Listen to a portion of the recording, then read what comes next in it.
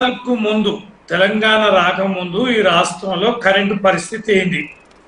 ఎన్ని 400 kV sub stations ఉండే, ఎన్ని 220 kV సబ్ స్టేషన్స్ ఉండే, ఎన్ని 133 kV సబ్ స్టేషన్స్ ఉండే, ఎన్ని 33 kV సబ్ స్టేషన్స్ ఉండే, ఎన్ని ఎస్టీ లైన్స్ ఉండే, ఎంత ఇన్ఫ్రాస్ట్రక్చర్ ఉండే, ఎన్ని గంటల కరెంట్ ఇచ్చేది, నాణ్యమైన విద్యుత్తు ఎంత ఇచ్చేది, రోజుకు ఎన్ని మోటార్లు వ్యవసాయ మోటార్లు కాలిపోయేది, ఎన్ని వ్యాపార కేంద్రాలలో జనరేటర్లు నడుస్తుండేది, ఇన్వర్టర్లు ఉండేది, కన్వర్టర్లు ఉండేది, పరిశ్రమలు ఎందుకు బంద్ పెట్టుకునేది, ఎందుకు హాలిడేస్ ప్రకటించుకునేది, డీజిల్ విపరీతంగా కొరత ఎందుకు వచ్చేది, రాష్ట్ర వ్యాప్తంగా కిరాసనాయిలు డీజిల్ తోటి ఎంత బీభత్సంగా ఉండే, నిండు అసెంబ్లీలో నాడు ముఖ్యమంత్రి కిరణ్ కుమార్ రెడ్డి గారు మాట్లాడిన తీరు రాష్ట్రమంతా అట్టుడికిన విద్యుత్ పైన అంత కీలకమైన అంశం పట్ల తెలంగాణ ప్రజల గురించి ఎవరు అడిగినా ఇలా 100 మంది బజార్కి వెళ్ళి అడుగుదాం, శ్రీనివాస్ గారు మీరు కెమెరా పెట్టండి, హైదరాబాద్ ఆడతారా, వరంగల్ ఆడతారా, మహబూబాద్ ఆడతారా, ఓ పల్లెటూరు ఆడతారా, కోయగూడలు ఆడతారా, తండలు ఆడతారా, మీ బిగ్ టీవీ నుంచి కెమెరా పంపండి. ఇక తెలంగాణ రాష్ట్రం ఏర్పడక ముందు కరెంటు బాగుందా, తెలంగాణ రాష్ట్రం ఏర్పడక బాగుందా, ఇప్పుడు మొన్న కాంగ్రెస్ వచ్చినాక బాగుందా, లేదా తెలంగాణ కేసీఆర్ గారి పాలన బాగుందో అడుగుదాం. ప్రజలు స్పష్టంగా చెప్తారు, అర్థమవుతుంది.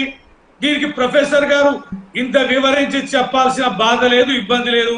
అప్పులో అప్పులో అప్పులో అని అంటున్నారు కదా, అప్పులు తీసుకొని రంగం ఉందా, అప్పులు తీసుకొని దేశం ఉందా, అప్పులు తీసుకోకుండా అభివృద్ధి జరిగింది ఉందా? 50 సంవత్సరాలు కాంగ్రెస్ పరిపాలించింది.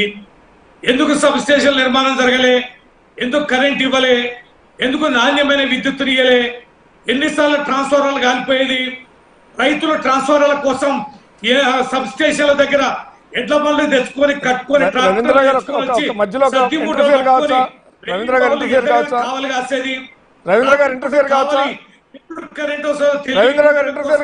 ఎన్ని ఇబ్బందులు రవీంద్ర గారు ఒక్క నిమిషం మీరు చాలా తెలియగల వాళ్ళు, మీరు ఎమ్మెల్సీ కూడా సీనియర్ మోస్ట్ కాబట్టి నేను ఒక ప్రశ్న. ఇప్పుడు జనరల్గా నాకు కూడా చాలా సందర్భాల్లో చంద్రబాబు ఫ్లైఓవర్ల గురించి చర్చ జరిగేది, లేదంటే ఇంకోటి జరిగేది. అంటే జనసాంద్రత పెరిగే కొద్దీ, ట్రాఫిక్ పెరిగే కొద్దీ 2 లైనర్లు 4 లైనర్లు ఫ్లైఓవర్లు అండర్ పాసులు వస్తాయి అనేది సహజమైనటువంటి అంశం. అంతకుముందు ఫ్లైఓవర్లు ఎవరు కట్టారంటే ఫ్లైఓవర్లు కట్టాల్సిన అవసరం లేనప్పుడు ఫ్లైఓవర్లు ఎవరు కట్టరు, అండర్ పాసులు అవసరం లేనప్పుడు అండర్ పాసులు కట్టరు.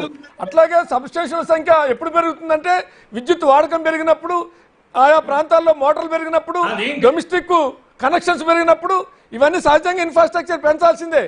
కానీ అంతకుముందు పెంచలేదు కదా. అంటే అంతకుముందు విద్యుత్ వాడకం, అంతకుముందు ఉన్నటువంటి మీటర్లు, అంతకుముందు ఉన్నటువంటి పరిస్థితికి మీరు అన్నట్టుగా కనెక్టివిటీ పెరిగినప్పుడు గ్రిడ్లు పెరుగుతాయి, అన్ని పెరుగుతాయి. కానీ మీరు జనరలైజ్ చేసి మాట్లాడుతున్నారు. జనరలైజ్ చేసి మాట్లాడటం కన్నా నేనేమంటున్నా, నిర్దిష్టంగా మనం, ఎందుకంటే అక్కడ వేణుగోపాల్ గారు, కోదండరాం గారి మీద అంటే పొలిటికల్గా మీకు కొంత డిఫర్ కావచ్చు, తప్పు కూడా కాదు.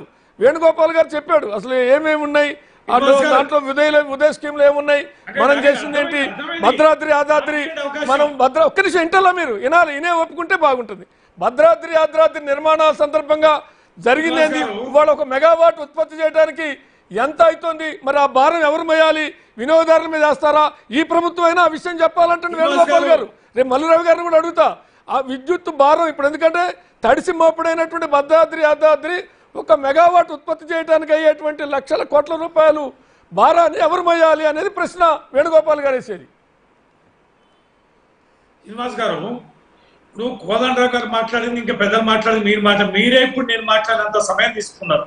ప్రశ్న చేయడానికి మీరు సమయం తీసుకుంటే నేను జవాబు ఎట్లా చెప్పాలి? మీరు డిస్కషన్ ఉన్నప్పుడు చేసి మాట్లాడితే కూడా కరెక్ట్ గా న్యాయం అనిపించుకోదు కదా. డిబేట్ లో పాల్గొన్నప్పుడు మీలాంటి మేధావులు, మీలాంటి చదువుకున్న వాళ్ళు, తెలియగల వాళ్ళు, శాసనమండలి సభ్యులు మీ నుంచి అది ఆశించకుండా, అందుకని అడుగుతున్నా నేను.